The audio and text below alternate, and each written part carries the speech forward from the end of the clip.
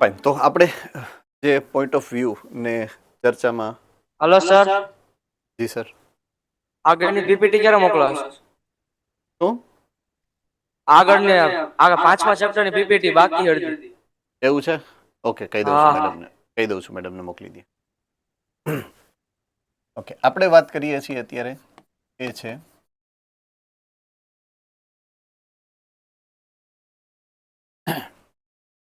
વનસ્પતિની પેશીઓ. જી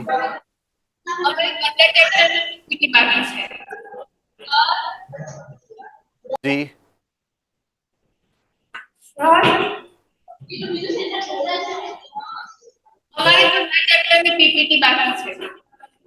એકવાર કીધું પીપીટી બાકી છે. આજે હું મેડમને વાત કરું છું અને એ તમને આપી દે. ઓકે, બીજી વાર હું રિપીટ કરું છું. યસ, આની આગળના ચેપ્ટરની અડધી બાકી છે પીપીટી. એ હું મેડમને વાત કરું છું. હમણાં આના પછીના લેક્ચર પતી જાય પછી મેડમને વાત કરું એટલે અપલોડ કરી દઈએ. ત્રીજી વખત કહું છું કે યસ, આની આગળના ચેપ્ટરની અડધી પીપીટી બાકી છે. મેડમને આ ચેપ્ટર હમણાં મારું લેક્ચર પૂરું થાય પછી કહું છું એટલે પાછી અપલોડ કરી દે. રાઈટ, 3 વાર. 15 ચેપ્ટરની બધા ચેપ્ટરની બાકી નથી, બાકી અપલોડ થઈ ગઈ છે. એટલે તમે ચેક કરાવી લેજો. તમારા સેન્ટરના જે એડમિન હોય ને એમને કહેજો, એટલે બધું અપલોડ થઈ ગયું છે. ખાલી આની પહેલાના ચેપ્ટરની અડધું ચેપ્ટર જ બાકી. રાઈટ, એટલે એ જરા કમ્યુનિકેટ કરી લે, કહેજો તમારા સેન્ટર એડમિનને. બધું અપલોડ ઓલરેડી થઈ ચૂક્યું છે. બધા ચેપ્ટર્સની જેટલા મેં લીધા છે એ બધા ચેપ્ટર્સની અપલોડ ઓલરેડી થઈ ગઈ છે. એક ખાલી આ 5મું ચેપ્ટર છે એની અડધી બાકી છે એટલી મને ખ્યાલ છે. એટલે એ થઈ જશે આજના દિવસમાં. હું હમણાં મેડમને કહી દઉં છું. Right, okay. વનસ્પતિ પેશી. જી હાલો સર, તો એ કુળ હવે સમય નો પૂછાય ને? સોરી, કુળ. ઓકે. આજના દિવસમાં આ ત્રીજી વખત આવ્યું છે કે વનસ્પતિમાં કુળનું ક્વેશ્ચન પૂછાય છે કે નહીં. આજના દિવસમાં હું એક વખત ઓલરેડી કહી ચૂક્યું છું, બીજી વખત રિપીટ કરું છું. યુઝવલી વનસ્પતિમાં કુળના ક્વેશ્ચન આ કોર્સ બદલા પછી પૂછાણા નથી. બરાબર છે? બીજી વખત રિપીટ કરું છું અત્યારે જ. યુઝવલી કુળના પ્રશ્નો આ કોર્સ બદલા પછી પૂછાણા નથી. ત્રીજી વખત રિપીટ કરું છું, કુળના પ્રશ્નો કોર્સ બદલા પછી પૂછાણા નથી. Right, okay. આ ચેપ્ટર શરૂ કર્યું ને ત્યારે પણ મેં કીધેલું હતું સેમ વસ્તુ. આ ચેપ્ટર જ્યારે શરૂ કર્યું ને ત્યારે મેં કીધેલું હતું કે છેલ્લે કુળ જ્યારે આવશે ત્યારે કુળ જનરલી પૂછાતા નથી. એટલે કુળનું હું એક જ એક્ઝામ્પલ તમને સમજાવીશ.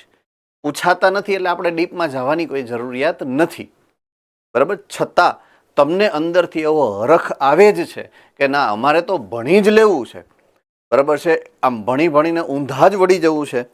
તો તમને તમારા જે બી ત્યાં સેન્ટર ઉપર ટીચર્સ છે એમને કહેજો, એટલે બીજા જે 4 એક્ઝામ્પલ છે એ બી એક્સપ્લેન કરી આપશે.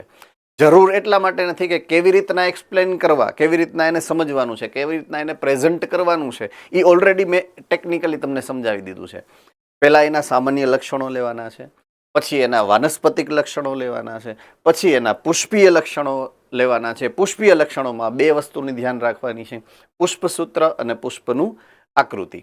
અને છેલ્લે એની આર્થિક અગત્યતા છે. આટલું તમારે એને ભણવા. એ પછી ફેમિલી એટલે કે કુળ ગમે એ હોય, પણ એમાં 4 મેટર તમારે ભણવાની હોય. સિમ્પલ. ઓકે, કદાચ તમને એવું છે કે ના, આપણે 5 યાદ રાખવા જ છે, તો મિનિમમ જે વસ્તુ યાદ રાખવાની છે એના વિશે પણ મેં માહિતી થોડીક શેર કરી છે. એક આર્થિક અગત્યતા તમને ખબર હોવી જોઈએ, એટલે કે એના ઉદાહરણો. બરાબર છે? અને પછી એના પુષ્પ સૂત્ર અને પુષ્પની આકૃતિ. આટલું તમને ખબર હોવી જ જોઈએ. આટલી ઇન્ફોર્મેશન ઇનફ છે. આનાથી 12 ક્વેશ્ચન જાતો સામાન્ય રીતે નથી. એટલે બીજી કોઈ ચિંતા કરવાની જરૂર નથી. આઈ રિપીટ, એની પુષ્પની આકૃતિ, એના પુષ્પનું સૂત્ર અને આર્થિક અગત્યતા, આ 3 જ વસ્તુનું તમારે ધ્યાન રાખવાનું છે.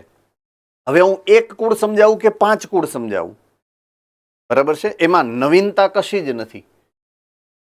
એટલે મેં 1 કુળનું એક્ઝામ્પલ લીધું હોય એને બાકીના 4 કુળ તમે જાતે વાંચી લેશો ને તોય તમને ખબર પડી જશે કે આમાં બીજું કાંઈ છે જ નહીં. એમ લાઈક એકને એક રીતનો એક દાખલો મેં કરાયો હોય તો 4 તમે ઘરે કેમ કરી શકો? દાખલા તરીકે ફિઝિક્સનું કોઈ ચેપ્ટર હોય તો. બસ એવું આ છે કુળ. એટલે મેં એક ઓલરેડી તમને કરાવી દીધું છે.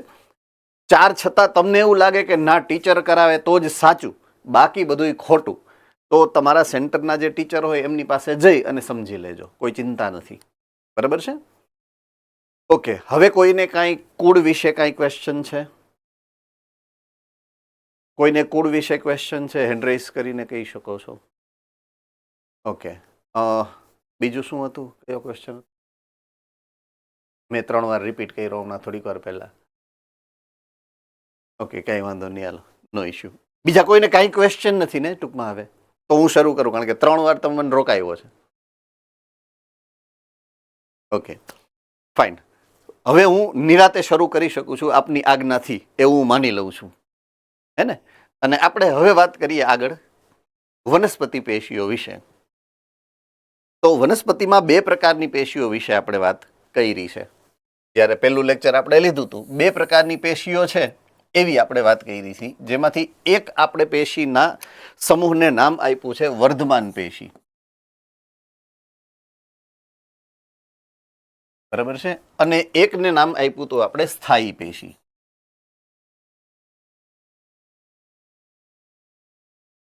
હવે વર્ધમાન પેશીને વર્ધમાન પેશી શું કામ કીધું છે? બરાબર છે? એનો જવાબ કોણ આપે?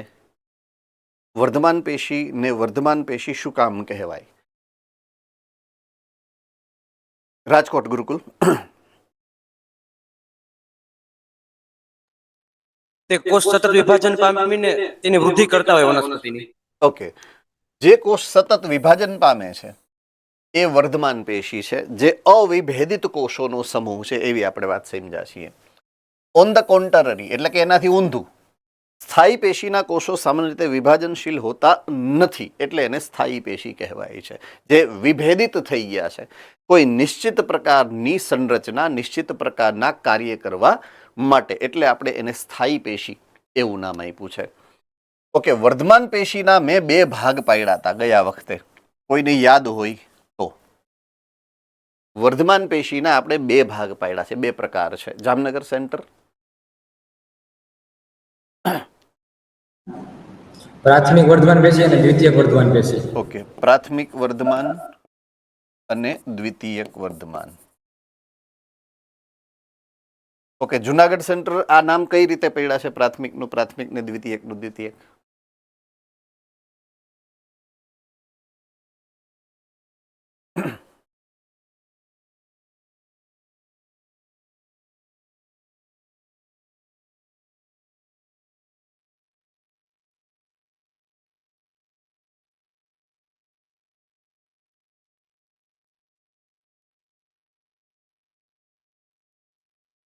હેલો.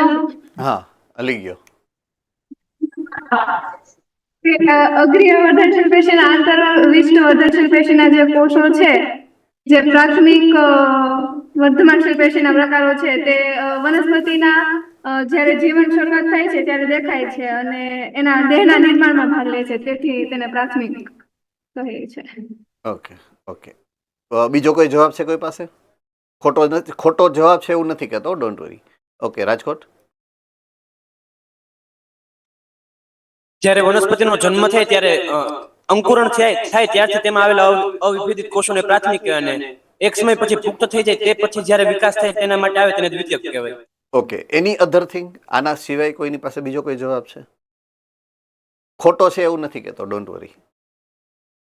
જવાબ સાચો જ છે, વધુ સાચો હોઈ શકે છે હજી.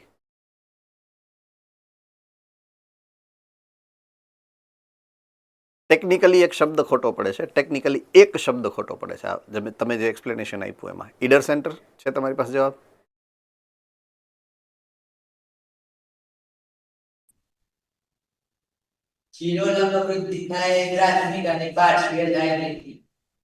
ઓકે, રાજકોટ ગુરુકુલ.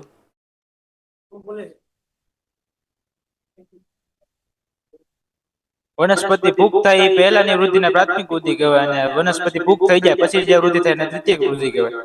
ઓકે, તો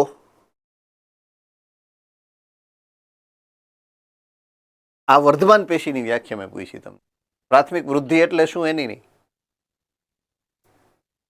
હરસાલી, બરોડા.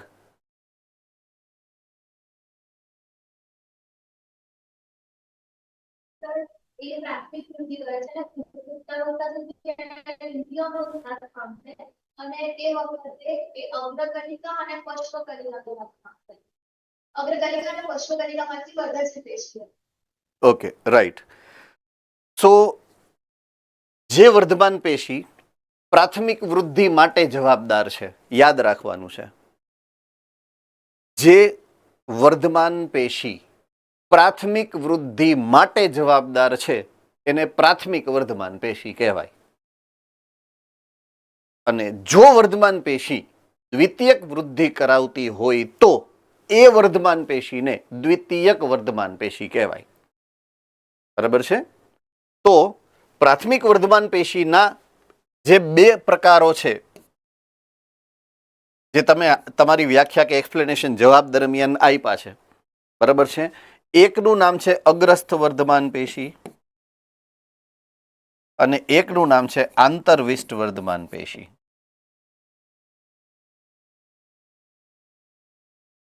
તો તમે જે ભણ્યા છે એમાંથી આ બે પ્રકારની વાત આપણે ઓલરેડી કરી નાખી છે. અગ્રસ્થ અને આંતરવિષ્ટ વર્ધમાન પેશી વિશેની માહિતી તમને આની પહેલાના લેક્ચરમાં થોડીક શેર કરેલી છે, જે તમારી ટેક્સ્ટબુકમાં આપેલી છે એ પ્રમાણે. અગ્રસ્થ વર્ધમાન પેશી ક્યાં હોય તો કે અગ્રકલિકાઓમાં હોય.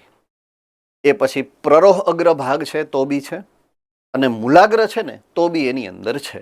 એટલે પ્રરોહાગ્ર અને મૂલાગ્રની અંદર આ અગ્રસ્થ વર્ધમાન પેશી જે પ્રાથમિક વર્ધમાન પેશી છે એ હાજર હોય છે.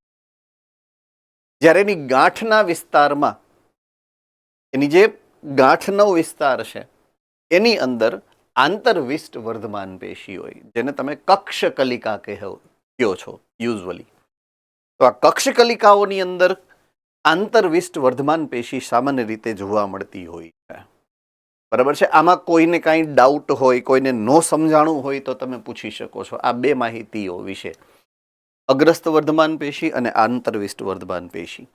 આ બંને પેશી એવી છે કે જે ઓલરેડી પ્રાથમિક વૃદ્ધિ દરમિયાન વનસ્પતિ પાસે હોય અને એને કારણે જ પ્રાથમિક વૃદ્ધિ થાય છે, એટલા માટે એને આપણે પ્રાથમિક વર્ધમાન પેશી તરીકે ઓળખીએ છીએ. રાઈટ? ઓકે, હવે વાત કરું છું આજથી આપણે જેની ચર્ચા શરૂ કરવાની છે એ છે આ દ્વિતીયક વર્ધમાન પેશી. ઓકે, દ્વિતીયક વર્ધમાન પેશીમાં માત્ર એક જ વર્ધમાન પેશીનું નામ આવશે અને એનું નામ છે પાર્શ્વીય વર્ધમાન પેશી.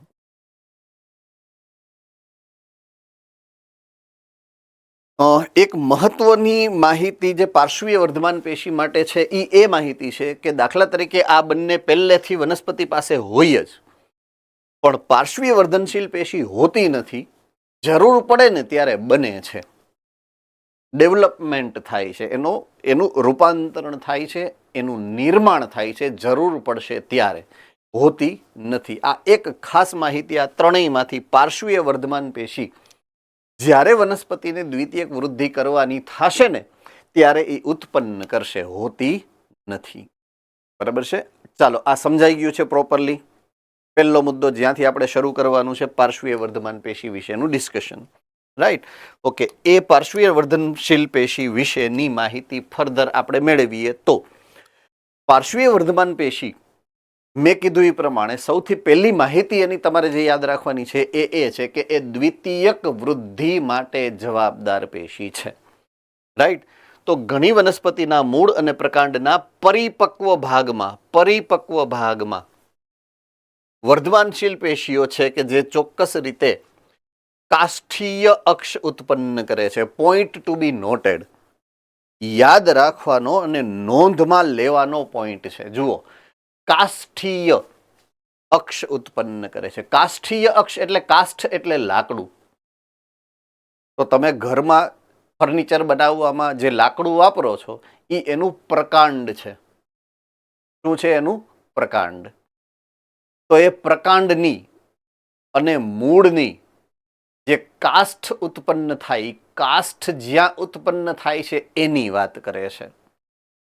કોની વાત કરે છે? તો કે પ્રકાંડના કાષ્ઠ એટલે કે લાકડાની વાત કરે છે. તમારે મકાન બનાવવું હોય ને પિલર બનાવવું હોય તો એમાં કઈ ડાળીઓ હુકેલી ન હાલે, ટીટિયા કહે ને એને, ટીટિયા કહે દેશી ભાષામાં. તો એવા ન હાલે, એ ખાલી તાપણું કરવામાં હાલે. એનાથી દિવાલ ન બને, સોફો ન બને, બરાબર છે, બેડ ન બને. એ કૂતરાને હાંકવામાં કામ આવે, ફર્નિચરમાં કામ ન આવે. બરાબર છે. એના માટે તમારે પ્રકાંડ, એની જે મોટી જાડા જે લાકડા હોય ને એ જ કામ આવે, કાસ્ટ કહેવાય એને. તો એ કાષ્ઠીય અક્ષ ઉત્પન્ન કરાવે. કોણ? પાર્શ્વીય અર્ધવાન પેશી. ઓકે, હવે ની માહિતી ખાસ જો. પ્રાથમિક વર્ધનશીલ પેશીના નિર્માણ પછી દેખાય છે. જુઓ, સ્પષ્ટતા આપી છે અહીંયા. પ્રાથમિક વર્ધવાન પેશી તો પહેલેથી હોય જ, પણ પાર્શ્વીય વર્ધમાન પેશી પછીથી દેખાય. તો પહેલા કોણ બને? પ્રાથમિક વર્ધમાન પેશી બને, અને પછી જો વનસ્પતિની જરૂરિયાત છે દ્વિતીય વૃદ્ધિ કરવાની, તો જ એમાં દ્વિતીયક વર્ધમાન પેશી અથવા તો પાર્શ્વીય વર્ધમાન પેશી ઉત્પન્ન થાય. એટલે કે એક દડીની અંદર પ્રાથમિક વર્ધમાન પેશી માત્ર જોવા મળશે, આ નહીં હોય, કારણ કે એને દ્વિતીયક વૃદ્ધિ કરવાની નથી. રેડી? તો પ્રાથમિક વર્ધમાન પેશીના નિર્માણ પછી દેખાય છે અને તેને દ્વિતીય અથવા તો પાર્શ્વીય વર્ધમાન પેશી કહેવામાં આવે છે. ઓકે, હવે એના પ્રકારની વાત છે. 3 પ્રકાર છે એના. કેટલા છે? 3 પ્રકાર. પ્રકાર નંબર 1, એનું નામ છે પુલીય અથવા તો વાહી એધા. બીજું, આંતર પુલીય એધા. અને ત્રીજું, ત્વક્ષ એધા. આ 3 પ્રકારની પાર્શ્વીય વર્ધમાન પેશી છે. આ ત્રણેયમાં એક નામ કોમન આવ્યું છે અને એ છે એધા. એનો અર્થ એ છે કે પ્રાથમિક વર્ધમાન પેશીઓ એધા નામની સંરચના બનાવે છે. બરાબર છે? આ આડકતરી માહિતી કહેવાય, આ ટ્વિસ્ટેડ ક્વેશ્ચનમાં આવે કે એધામાં હાજર રહેલી પેશી નીચેનામાંથી કઈ હોઈ શકે, ABCD. તો તમારા મગજમાં એધા વિશેની સંકલ્પના ક્લિયર હોવી જોઈએ. ચોક્કસ રીતે તમને ખબર જ હોવી જોઈએ કે એધા કોને કહેવાય એમ. બરાબર છે? તો પુલીય વાહી એધા, આંતરપુલીય એધા અને ત્વક્ષ એધા, આવી 3 પ્રકારની એધાઓ હોય છે. હવે મારે તમને સરનામું આપવું પડે કે આ એધા છે હું, હોય ક્યાં અને શું કામ ગુડાણી હોય, એ મારે તમને સમજાવવું પડે, નહીતર બધું નકામું છે. બરાબર છે? તો એના વિશે, આની સરનામાની હું તમને વાત કરું કે આ હોય ક્યાં એધાઓ બધી. બરાબર છે? અથવા તો એ ઉત્પન્ન થાય ક્યાં એની વાત સમજાવું. આ આકૃતિ તમને જે આપેલી છે એ મૂળનો આડછેદ રજૂ કરે છે અને એમાં આ જે અગ્રસ્ત વર્ધમાન પેશીની વાત છે. બરાબર છે? પણ એ અગ્રસ્ત વર્ધમાન પેશી પ્રકાંડ હોય કે મૂળ હોય, જેમ જેમ આગળ વધતી જાય એમ પાછળ થોડીક વર્ધમાન પેશી રાખતી જાય વિભેદન દરમિયાન, અને એમાંથી પાર્શ્વીય કલિકાઓ પણ બને છે. બરાબર છે? એટલે કે આંતરવિષ્ટ વર્ધમાન પેશી પણ બને છે અને એમાંથી જ આ પાર્શ્વીય વર્ધમાન પેશી પણ બને છે. બરાબર છે? ઓકે, હવે મારે જે તમને સમજાવવું છે એ ઓલી એધાઓની માહિતી આપવી છે.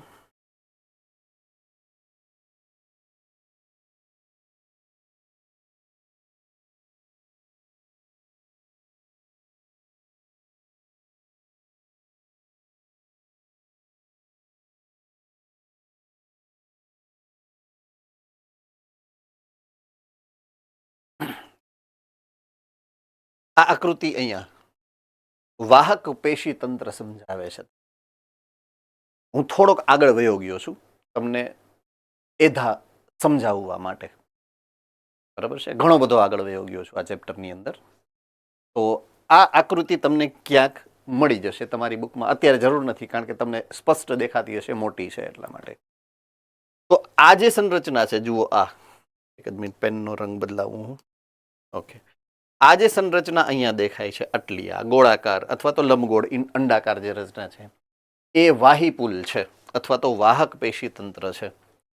બરાબર છે? આનું બીજું નામ છે વાહીપુલ. શું કહેવાય ને? વાહીપુલ. એ વાહીપુલની અંદર તમે જોશો ને તો અહીંયા એક પટ્ટી દેખાય છે. અહીંયા આ પટ્ટી દેખાય છે, જેની ઉપર મેં કાળો કલર કરી નાખ્યો. એ જે પટ્ટી છે ને એને એધા કહેવાય, એધા. તો વાહિપુલની અંદર આવેલી એ વર્ધમાન પેશીનું કોષોનું બનેલું અમુક 2-4 સ્તર છે, બીજું કશું જ નથી. વર્ધમાન પેશીનું એક સ્તર છે, એટલે સિંગલ સ્તર નથી, જાડું સ્તર છે, પણ વર્ધમાન પેશીના કોષોનું બનેલું છે, તો એને એધા કહેવાય. વાહિપુલ સાથે સંકળાયેલ છે અને વાહિપુલની અંદર છે એટલે એને પુલીય એધા કહેવાય. કેવી કહેવાય? પુલીય એધા અથવા તો વાહી એધા, જે એધાનો પહેલા નંબરનો પ્રકાર છે એ. રેડી? ચાલો, સમજાઈ ગયું છે? Okay, fine. હવે દાખલા તરીકે આના પછી એવી બીજી એધા હોય, ત્રીજી એધા હોય, તો એક એધા અને બીજી એધાની વચ્ચે પણ હોય. એ હું તમને હવે અહીંયા બીજી આકૃતિમાં કદાચ જો આપેલું હશે તો સમજાવી દઉં.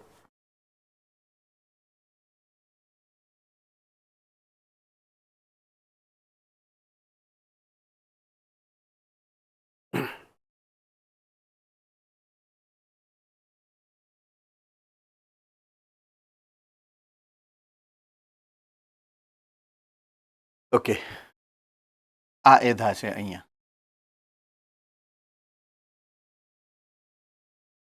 અહીંયા આ એધા છે જે તમને આ આકૃતિની અંદર અહીંયા જોવા મળે વચ્ચે, અહીંયા આ રીતે. બરાબર છે? હવે આ બે આકૃતિ, આ બે એધા જે વાહિપુલ છે એ આકૃતિ હું અહીંયા બનાવું દાખલા તરીકે. તો આ એક વાહિપુલ થઈ ગયો, આ બીજો વાહિપુલ થઈ ગયો, આમ. બરાબર છે? એકની એધા અહીંયા છે, આ બીજાની એધા અહીંયા છે.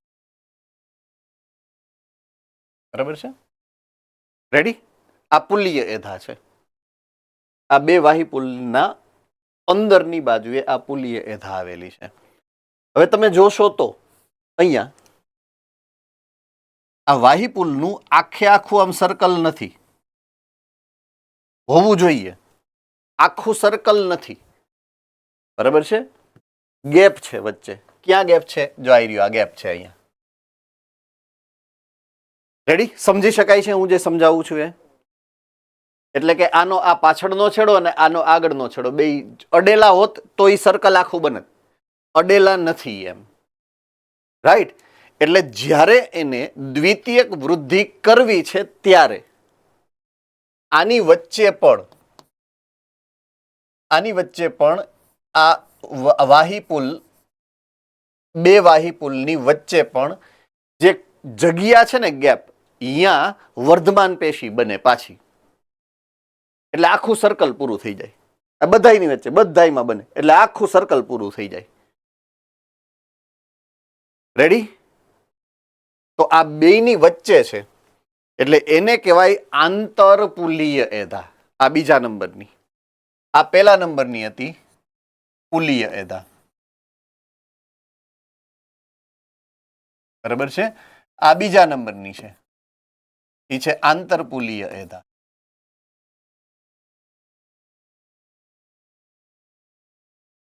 ચાલો, આમાં કોઈને કઈ મુશ્કેલી સમજવામાં નહીં? ઓકે, હવે ત્રીજા નંબરની એક એધા આવશે. એનું નામ છે ત્વક્ષ એધા. એટલે એ આને સંબંધિત નથી એટલે હું આને કાઢી નાખું છું. રાઈટ?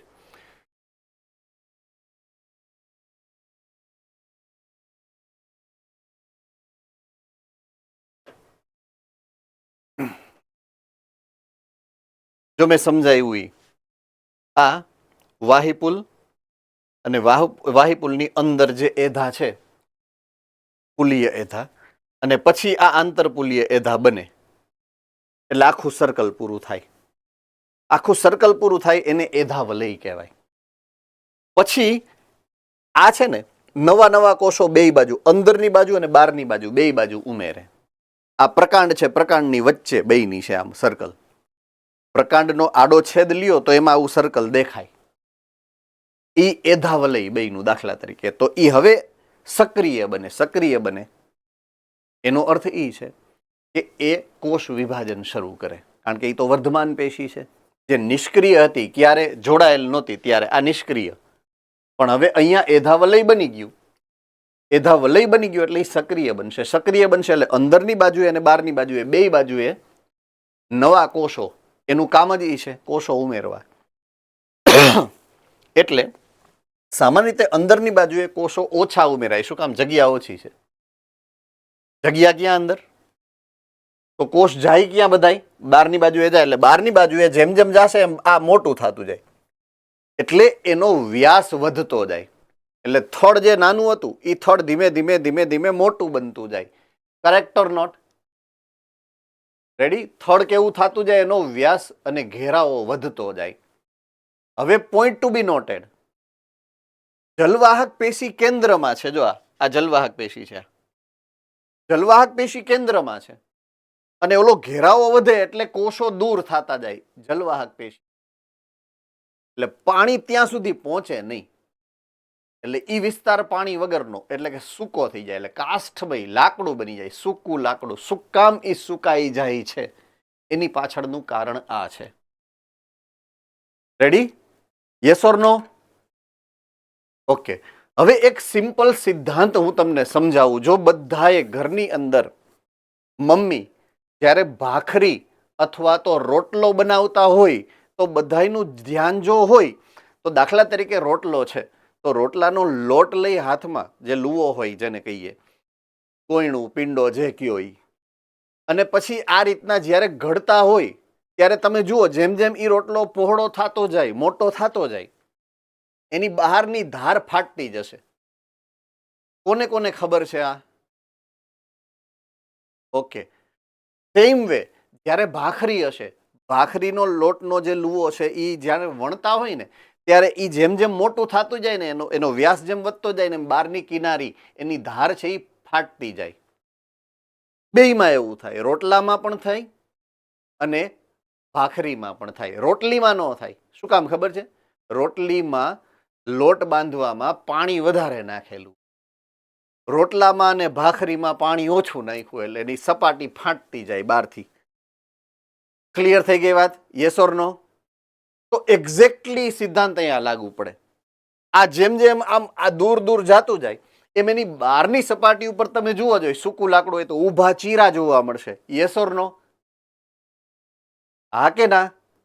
તો આ કુદરતી રચના છે કે જે તમારા ડેઈલી લાઈફના ઉદાહરણમાં પણ છે, પણ એ તો સૂકી જગ્યા છે. Point to be noted. અને જો એમાં તમે ઈ જે તિરાડો પડે છે, મમ્મી તો દાખલા તરીકે રોટલો કે રોટલી બનાવતી હોય તો ઈ જેમ જેમ તિરાડ થતી જાય એમ સાંધતી આવે, એટલે આખી રોટલી જો રોટલો છે એમાં તમને કે જે બનાવેલા રોટલામાં એવી તિરાડો તમને નહીં જોવા મળે. શું કામ? જેમ જેમ આમ આમ થતું જાય ને એમ એમ મમ્મી આમ ઉપરથી પછી આમ આમ કરતા જાય. જોયું છે ને બધાએ?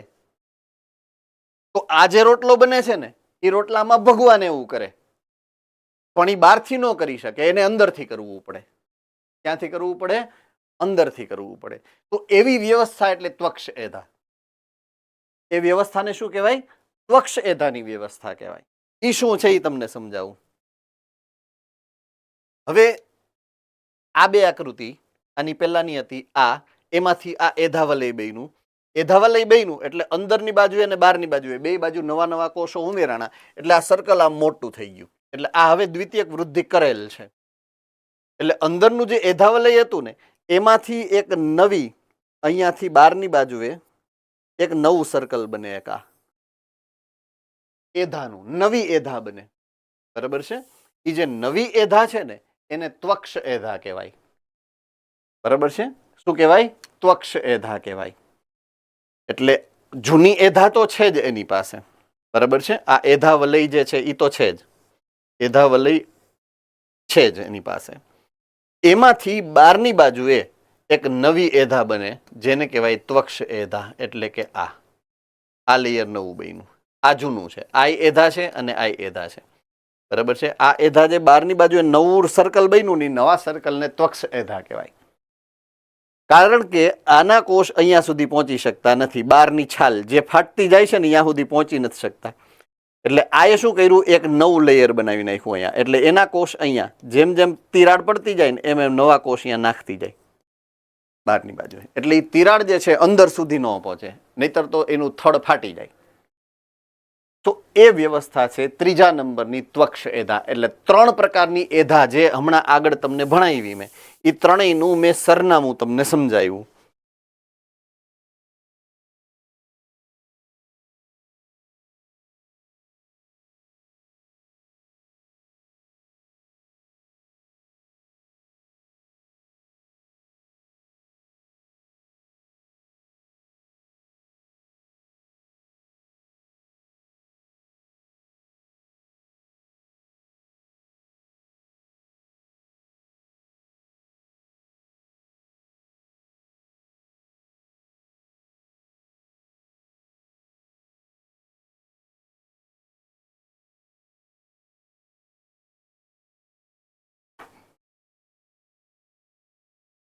સો 3 વાહિપુલમાં અંદર છે પુલીય એધા, એની બહાર છે આંતરપુલીય એધા, અને સૌથી બહાર નવું જે વલય બને ત્રીજા નંબરનું એ છે પક્ષ એધા.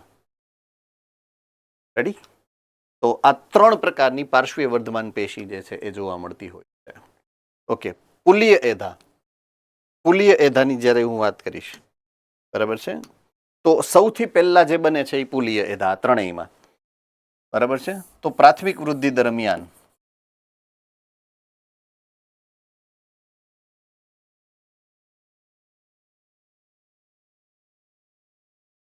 દ્વિદળીમાં પ્રકાંડના વાહિપુલમાં એ જોવા મળતી હોય છે સામાન્ય રીતે. બરાબર છે? વાહી અથવા તો પુલીય એધા.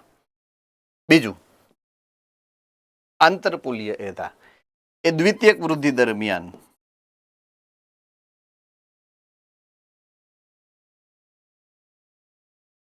બરાબર છે, દ્વિતીયક વૃદ્ધિ કરવા માટે જ બને છે. દ્વિદળીમાં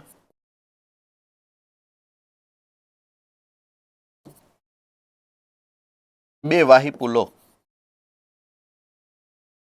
વચ્ચે બને છે, હોતી નથી, બને છે. એટલે પહેલા કોણ બને? પુલીય એધા. પછી કોણ બને? આંતરપુલીય એધા. અને સૌથી છેલ્લે કોણ બને? તો કે ત્વક્ષ એધા. એ ક્યાં બને? તો કે પ્રકાંડના પરિઘવર્તી ભાગમાં સૌથી છેલ્લે બનતું એધા વલય છે. બરાબર છે? તો દ્વિતીયક વૃદ્ધિના અંત ભાગમાં પ્રકાંડના પરિઘવર્તી ભાગમાં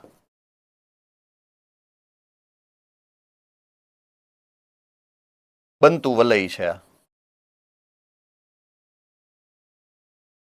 આખું વલય છે જે બને છે. એકચ્યુઅલી દ્વિતીયક વૃદ્ધિ આવતી પહેલા, આની પહેલાના સિલેબસનો પાર્ટ હતો દ્વિતીયક વૃદ્ધિ, ત્યારે આ બધું આવતું, એટલે સમજાવવાની જરૂરિયાત નહોતી પડતી. દ્વિતીયક વૃદ્ધિનું પોઈન્ટ નીકળી ગયો છે, એટલે મારે તમને સમજાવવું પડે છે એકચ્યુઅલી. બરાબર છે? બાકી આ બધું તમારા સિલેબસનો પાર્ટ હતો. તો આ રીતે પુલીય એધા, આંતરપુલીય એધા અને ત્વક્ષ એધા, આ 3 પ્રકારની એધાઓની સંરચના જે છે એ જોવા મળતી હોય છે દ્વિતીયક વૃદ્ધિ દરમિયાન. એટલે એને પાર્શ્વીય વર્ધનશીલ પેશી એટલા માટે કહેવાય કારણ કે એ પાર્શ્વીય વૃદ્ધિ કરે છે, પહોળાઈમાં વૃદ્ધિ કરશે. કોના? તો કે પ્રકાંડના. અને જરૂર પડે તો મૂળમાં. મૂળભૂત રીતે પ્રકાંડમાં, જરૂરિયાત પડે એમ મૂળમાં પણ આ જ રીતે વૃદ્ધિ થઈ શકતી હોય છે. તો હું એક સ્ટેપ આગળ વધી શકું છું આપની આજ્ઞાથી હવે. બરાબર છે? હા, સર, આ પુલીયવાહી એધા છે એ પુખ્ત વનસ્પતિમાં પ્રાથમિક વૃદ્ધિ દરમિયાન જોવા મળે છે. એક્ઝેક્ટલી.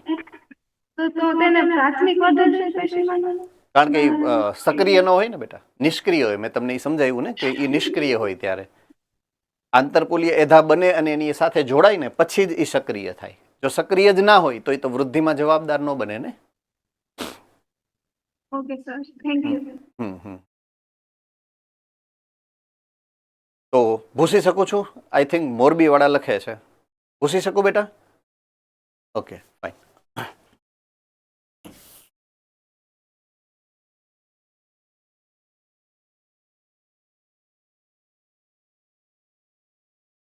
ફાઇન. હવે વાત કરીએ આપણે સ્થાયી પેશીની. સ્થાયી પેશીનો મતલબ એવો છે કે જે ઓલરેડી વિભેદિત થઈ ગઈ છે અને તેના 3 પ્રકારની વાત આપણે સમજ્યા છીએ. એક મૃદુતક પેશી, બીજું સ્થૂલ કોણક પેશી અને ત્રીજું દ્રઢોતક પેશી. કોને કોને આ નામ યાદ આવી ગયા પાછા? એન્ડ્રેસ કરો જોઈએ. All right. એની સાથે સંલગ્ન એક મેટર, એક મુદ્દો મેં તમને સમજાવ્યો હતો, એના કોષ દિવાલ સંબંધિત. તો યાદ છે કોઈને?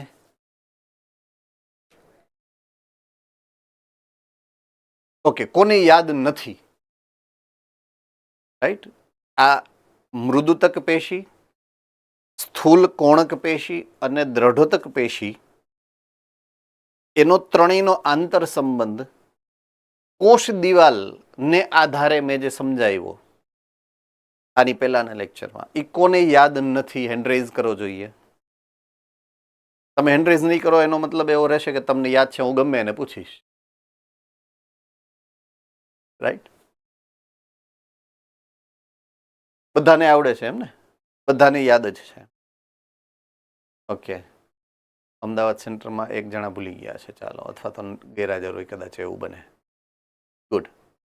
ઓકે, ફાઇન, નો પ્રોબ્લેમ.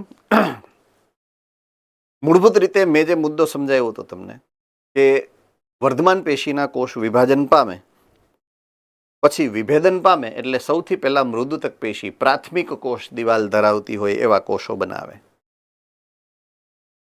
પછી જો જરૂરિયાત પડે અને એને ટેકો આપવો છે, યાંત્રિક મજબૂતાઈ આપવી છે, તો એ દ્વિતીયક કોષ દિવાલ બનાવે. બરાબર છે? અને બને સ્થૂલ કોણક પેશી. જો એને હજી વધારે મજબૂતાઈ, યાંત્રિક મજબૂતાઈમાં હજી વધારો કરવો છે, તો એ દ્રઢોતક પેશી બને. કઈ રીતે? તો કે તૃતીયક કોષ દિવાલ એ બનાવે. તો પ્રાથમિક કોષ દિવાલ મૃદુતકમાં હોય, દ્વિતીયક કોષ દિવાલ સ્થૂલ કોણકમાં હોય અને તૃતીયક કોષ દિવાલ દ્રઢોતક પેશીના કોષોમાં હોય, એવું આપણે છેલ્લે ભણ્યા છીએ. બરાબર છે? આમાં કોઈને કંઈ ન સમજાય એવો મુદ્દો યાદ કરાયું મેં આની પહેલાના લેક્ચરમાં મેં જે વાત સમજાવી હતી તમને. ओके, अब समझ में एक के बाद एक लेते हैं स्थायी पेशी. तो प्राथमिक અને દ્વિતીયક વર્ધમાન પેશી એમ બંનેના કોષો વિભાજન પછી નવા કોષો રચના અને કાર્યની દ્રષ્ટિએ વિભેદન પામે, વિશિષ્ટીકરણ પામે અને વિભાજન પામવાની પોતાની ક્ષમતા ગુમાવી દે છે. બરાબર છે? જેથી એને સ્થાયી અથવા તો પરિપક્વ કોષો અને એનાથી બનતી પેશીને સ્થાયી પેશી અથવા તો પરિપક્વ પેશી કહેવાય. તો કોઈ પણ જે વર્ધમાન પેશી છે એના કોષો વિભાજન પામ્યા પછી જો વિભેદન પામે છે, તો વિભેદન પામ્યા પછી જે એક પેશી બને એ પેશીને શું કહેવાય? તો કે સ્થાયી પેશી. શું કામ? કારણ કે એ વિભેદન પામે ને એટલે પોતાની વિભાજન પામવાની ક્ષમતા ગુમાવી બેસે છે. શું કામ ગુમાવી બેસે છે? કારણ કે એ હવે રચના અને કાર્યની દ્રષ્ટિએ અલગ થઈ ગયા, વિશેષતા પામી ગયા, અનુકૂલિત થઈ ગયા. એનું કાર્ય અને એની રચના ચોક્કસ પ્રકારની થઈ ગઈ. એ જ એને કરવાનું, બીજું કાંઈ નહીં. બરાબર છે? તો એના માટે થઈ એનું નામ પડ્યું છે સ્થાયી પેશી અથવા તો પરિપક્વ પેશી. 1, 2 એના 2 પ્રકાર છે. મેં કીધું એ પ્રમાણે આગળ, એક સરળ અને એક જટિલ. સરળને આપણે સરળ એટલા માટે કીધું, એક જ પ્રકારના કોષોથી બને એટલે સરળ પેશી છે. જો એકથી વધુ પ્રકારના કોષોથી બનતી હોય તો એને જટિલ પેશી એવું નામ આપ્યું હતું.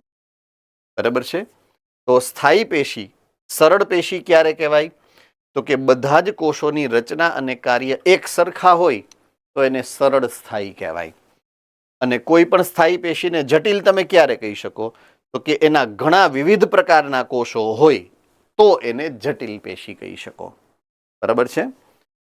સરળ પેશીના 3 ઉદાહરણો મેં જે હમણાં તમને આપ્યા, મૃદુતક, સ્થૂલ કોણક અને દ્રઢોતક. અને જટિલ પેશીના બે ઉદાહરણો છે, જલવાહક અને અન્નવાહક. બરાબર છે, આપણે એની વાત ઓલરેડી આની પહેલાના લેક્ચરમાં કરી ચૂક્યા છીએ.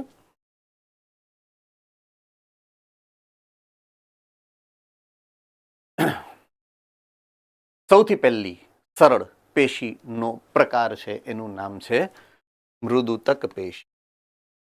બરાબર છે, શું નામ છે? મૃદુ એટલે પોચું. સામાન્ય રીતે એની ફરતેની જે કોષ દિવાલ છે એનું બંધારણ જે છે એ થોડુંક પ્રમાણમાં પાતળી કોષ દિવાલ ધરાવતું હોય, સેલ્યુલોઝની બનેલી હોય અને પ્રાથમિક કોષ દિવાલ કહેવાય એવી કોષ દિવાલથી બને છે. જે વનસ્પતિનો ભાગ, અવયવ તમે ટચ કરો, તમે સ્પર્શ કરો અને પોચો લાગતો હોય, નરમ લાગતો હોય એવા ભાગમાં હોય એટલે એને નામ મળ્યું છે મૃદુતક પેશી. તો વનસ્પતિના નરમ અવયવો નરમ ભાગની અંદર હોય. બરાબર છે? ઓકે.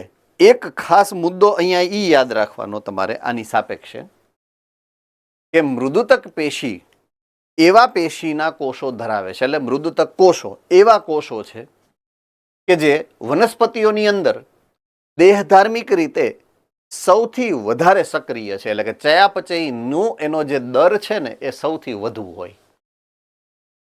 એનાથી ઓછો ચયાપચયનો દર સ્થૂલકોણક પેશીનો છે અને જેમાં ચયાપચય સાવ નથી થતું એ દ્રઢોતક પેશીના કોષો છે. બરાબર છે? એટલે જે ભાગમાં ચયાપચય મહત્તમ વધુમાં વધુ કરવું છે એમાં વધારે મૃદુતક પેશી જોવા મળે. આ એનો સંબંધ છે જે તમારે યાદ રાખવો પડે, જરૂરિયાત છે. કારણ કે આ જ કોષો એવા છે કે જે વધુ ચયાપચય કરી શકે. તો દેહધાર્મિક રીતે જે ભાગ સક્રિય હશે ને, વધુમાં વધુ સક્રિય હશે, જેને ચયાપચયની વધુમાં વધુ જરૂરિયાત હશે, એ બધા પેશીના કોષોમાં મૃદુતક પેશીનું પ્રમાણ વધારે હશે. આવું યાદ રાખવાનું રહેશે આપણે. બરાબર છે? આપેલું નથી પણ સંબંધિત છે, એટલે એક કોન્સેપ્ટ છે, એટલે કોન્સેપ્ટ્યુઅલ નોલેજ છે. એટલા માટે હું તમારી સાથે વધુ સારી રીતે શેર કરું છું એને. સરળ પેશીઓ ફક્ત એક જ પ્રકારના કોષોની બનેલી હોય એ માહિતી આપણે ત્રીજી વાર અત્યારે રિપીટ કરી છે. મૃદુતક, સ્થૂલકોણક અને દ્રઢોતક આ ત્રણ પ્રકારની પેશીઓ સરળ પેશીઓ છે, જેમાંથી આપણે પહેલી જેની વાત કરવાની છે એ છે મૃદુતક પેશીની. ઓકે. અંગોની અંદર અલગ અલગ ઘટકો બનાવે છે. કોણ? તો કે મૃદુતક પેશી. તો અંગોની અંદરની બાજુએ, કોઈ દી અંગોમાં બહારની બાજુએ મૃદુતક પેશી સામાન્ય રીતે હોતી નથી. બરાબર છે?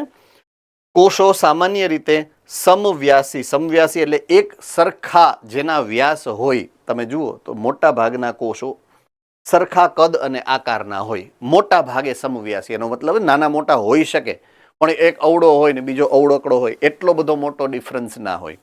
તો મોટે ભાગે સમવ્યાસી હોય છે. આકારની એની વિવિધતા, ગોળાકાર હોઈ શકે, થોડોક લંબાયેલો અંડાકાર હોઈ શકે, જીવરસ એનું હંમેશા વર્તુળાકાર જ હોઈ શકે અને ક્યારેક બહુકોણીય સ્વરૂપ હોઈ શકે, ક્યારેક. બરાબર? દિવાલ, રસધાની કોષ દિવાલ છે, રસધાની છે, બરાબર છે, એ એની દિવાલ પાતળી હોય અને સેલ્યુલોઝની બનેલી હોય. બરાબર છે? એની કોષ દિવાલ જે છે એ પાતળી છે અને સેલ્યુલોઝની બનેલી હોય. જે મેં પહેલા તમને કીધું. તો આમાં રસધાની છે ને એ શબ્દ અહીંયા ખોટો મિસપ્રિન્ટ છે, એકચ્યુઅલી હોવો ન જોઈએ. બરાબર છે? એટલે કોષ દિવાલ પાતળી અને સેલ્યુલોઝની બનેલી છે. મુદ્દો આવો છે અહીંયા. આઈ રિપીટ, કોષ દિવાલ પાતળી છે અને સેલ્યુલોઝની બનેલી છે. હે ને? ઓકે. મૃદુતક પેશી એ પ્રકાશ સંશ્લેષણ, સંગ્રહ અને સ્ત્રાવ જેવા કાર્યો કરે છે. આ બહુ ઇમ્પોર્ટન્ટ મુદ્દો છે આપણો. મૃદુતક પેશીના કાર્ય, મેં તમને શું કીધું હતું હમણાં થોડીક વાર પહેલા, કે મૃદુતક પેશી એટલે સામાન્ય રીતે એવા કોષો ધરાવે છે કે જે ચયાપચયની દ્રષ્ટિએ અથવા તો દેહધાર્મિક ક્રિયાઓમાં મહત્તમ સક્રિય હોય. રાઈટ? તો અહીંયા જુઓ જોઈએ, એ કાર્યમાં સૌથી પહેલું શું લખ્યું છે? પ્રકાશ સંશ્લેષણ. શું લખ્યું છે? પ્રકાશ સંશ્લેષણ. તો વનસ્પતિને વનસ્પતિ બનાવતું કામ એ જ છે ને, પ્રકાશ સંશ્લેષણ. તો પ્રકાશ સંશ્લેષણ કરતું અંગ કયું છે? પર્ણ. બરાબર છે? કોણ છે? પર્ણ.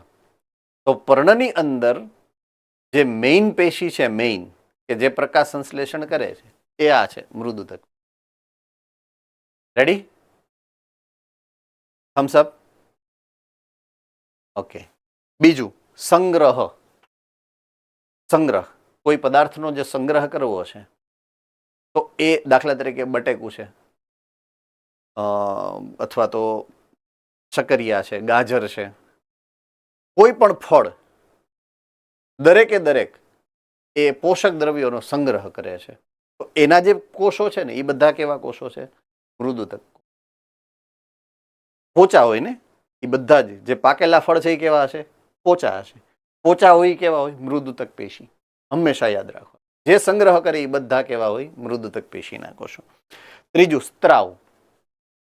જે કોષો સ્ત્રાવ કરે છે. હવે ઉદાહરણ સમજાવું તમને સ્ત્રાવનો. હમણાં જ આપણે શરૂઆતમાં વાત કરી રહ્યા છે, કદાચ ચેપ્ટર નંબર 5 અને 6 બંનેમાં, કે દાખલા તરીકે વનસ્પતિઓની મેઇન આઈડેન્ટિટી, મુખ્ય જે એની લાક્ષણિકતા છે એ છે પ્રકાશ સંશ્લેષણ. અને પ્રકાશ સંશ્લેષણમાં મેં એ જે સમજાવ્યું હતું તમને જે તે સમયે, કદાચ એકાદ બે વાર આપણી વચ્ચે આ ડિસ્કશન થઈ ગયું છે, કે બહારથી કાર્બન ડાયોક્સાઇડ આવે, અંદરથી ઓક્સિજન બહારે જાય છે. બરાબર છે? આ જે વાયુ વિનિમયની પ્રક્રિયા છે એ કઈ રીતે થાય છે? તો કે પર્ણરંધ્ર ખુલે અને બંધ થાય. કોને યાદ છે? ઓકે. પર્ણરંધ્ર ખુલે એટલે બહારથી હવા અંદર આવે, જે કાર્બન ડાયોક્સાઇડ લઈને આવશે, અને તરત જ એ જ સમયે અંદરની હવા બહાર જાય છે, જે ઓક્સિજન લઈ અને બહાર જશે. એટલે ઓક્સિજન બહાર નીકળે, કાર્બન ડાયોક્સાઇડ અંદર જાય. પણ ખુલવા માટે જવાબદાર કોણ? પાણી. એ કઈ રીતે એ આગળ જેમ જેમ જરૂરિયાત હશે એ પ્રમાણે પર્ણરંધ્ર ખુલવા અને બંધ થવાની પ્રક્રિયા કદાચ તમારે ચાલી ગઈ છે પ્રકાશ સંશ્લેષણ દરમિયાન, તો એ તમને ખ્યાલ હશે એનું આખો મિકેનિઝમ કે મુદ્દો. બરાબર છે? તો આ પહેલું. બીજું, પ્રકાંડ અને પર્ણની સપાટી ઉપર છિદ્રો આવેલા હોય. જેમ પર્ણ ઉપર પર્ણરંધ્ર છે, એ પ્રકાંડ ઉપર પ્રકાંડના નાના નાના એવા છિદ્રો છે. બરાબર છે? એને કહેવાય વાયુરંધ્ર. શું કહેવાય? વાયુરંધ્ર.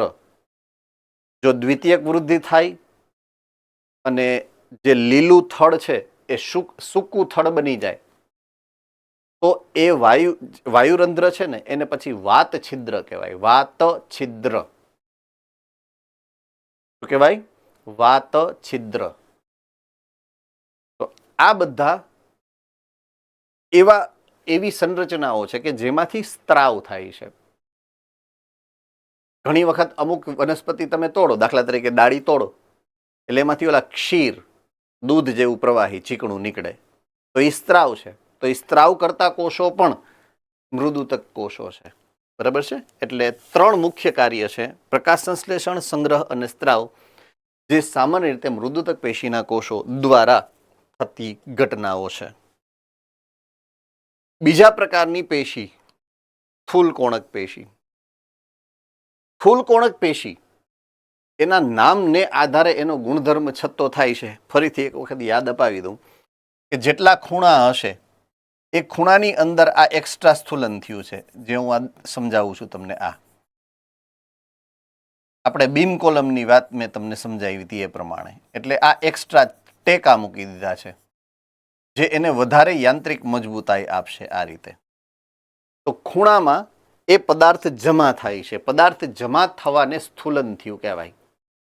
સ્થૂલન એટલે કોઈ વિશિષ્ટ કેમિકલ અથવા તો રાસાયણિક પદાર્થ કોઈ એક જગ્યાએ જમા થાય એને સ્થૂલન થયું કહેવાય.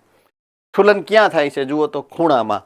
કોણ, સ્થૂલ કોણ, સ્થૂલકોણક પેશી કહેવાય. આનું નામ આ રીતે સ્થૂલકોણક પડ્યું છે.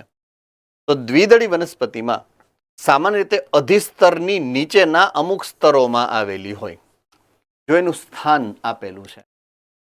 સ્થૂલકોણક પેશી સામાન્ય રીતે અધિસ્તર એટલે બહારનું ચામડીનું આવરણ, એની નીચે આ સ્થૂલકોણક પેશી અમુક સ્તરો એટલે બહુ જાજી ન હોય, 2-5 સ્તરો કદાચ હોય, એનાથી વધારે ના હોય.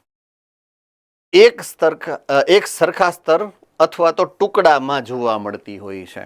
કાં સળંગે સળંગ આખું સ્તર હોય, અથવા તો નાના નાના ટુકડાઓ પણ હોઈ શકે. જેમ કેમ ઓલું પુલીય એધા સમજાવી હતી મેં તમને, કે એક વાહીપુલની અંદર એક ટુકડો છે, બીજા વાહીપુલમાં બીજો ટુકડો છે, ત્રીજા વાહીપુલમાં ત્રીજો ટુકડો છે. એમ ટુકડામાં પણ જોવા મળે અને સળંગ સ્તરમાં પણ જોવા મળે. કોણ? સ્થૂલ કોણક પેશી. હોય ક્યાં ફરજિયાત? ઉપરની જે અસ્તર છે એટલે કે અધિસ્તર એની નીચે જ હોય હંમેશા, એ ફિક્સ છે. બરાબર છે. આપણા દાખલા તરીકે આપણી ચામડી છે, અધિસ્તર કહેવાય, અધિચ્છદ કહેવાય આપણામાં, એમાં અધિસ્તર કહેવાય, આપણામાં અધિચ્છદ કહેવાય. તો અધિચ્છદની નીચે હંમેશા કોણ હોય? કોણ કહેશે? ચાલો ફટાફટ. આપણા અધિચ્છદની નીચે કોણ હોય? કઈ પેશીનું અસ્તર હોય? મોરબી.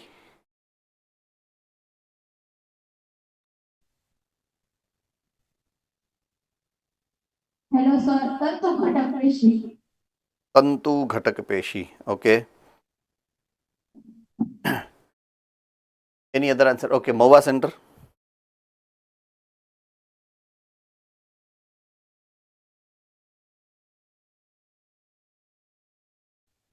સ્નાયુ પેશી. સ્નાયુ પેશી. Okay, Idar centre.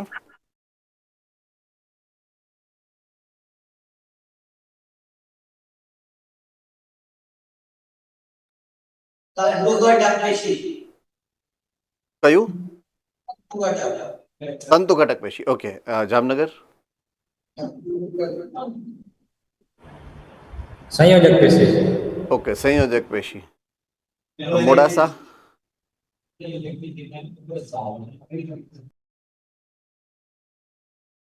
મોડાસા. મેદપૂર્ણ પેશી. મેદપૂર્ણ પેશી. ઓકે, રાજકોટ ગુરુકુલ. આધારક. ઓકે, આધારક. આધારક પેશી નામની એક પેશી આપણામાં હોય નહીં, પહેલી વસ્તુ, એટલે ધેટ્સ રોંગ. પણ સાહેબ અધિચ્છદ નીચે તો હોય ને? એ આવરણ છે બેટા, પેશી નથી. હે ને? ઈ પેશી નથી, ઈ કોષોથી બનેલું જ નથી. આધારક જે સ્તર છે ને એ પેશીથી નથી બનેલું. બરાબર, ડુ રિમેમ્બર. એટલે કોષો જ નથી એકચ્યુઅલી. કોષનું જે સ્ત્રાવ છે એનાથી બનશે આધારક. હા, મહુવા સેન્ટર. ફરી પાછું.